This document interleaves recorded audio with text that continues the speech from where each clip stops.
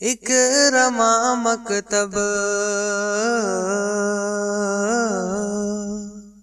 इकरमा मकतब हमारा बरकते कुरान है।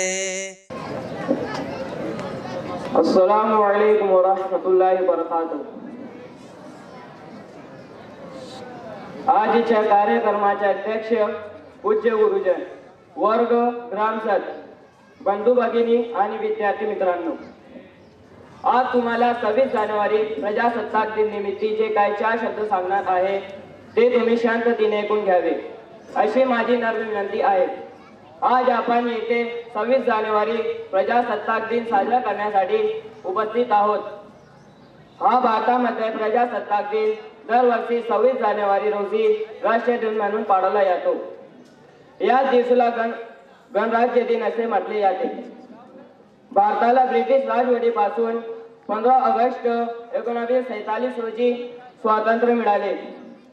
यामागे भारताच्या स्वातंत्र्य लढा आणि महात्मा गांधी यांच्या अहिंसा वृत्तीचा मोठा सहभाग आहे। स्वतंत्र भारताचे कायदे हे स्वतंत्र भारताचे संविधान मिळाले नव्हते। भारताचे कायदे हे भारतीय राज्य शासनाच्या 1935 सालच्या कायद्यावर कलमांवर अवलंबून होते। 21 ऑगस्ट 1947 रोजी डॉक्टर बाबासाहेब आंबेडकर यांच्या अध्यक्षतेखाली स्वतंत्र भारताचे कायमस्वरूपी संविधान तयार करण्यासाठी एक समिती नेमली गेली।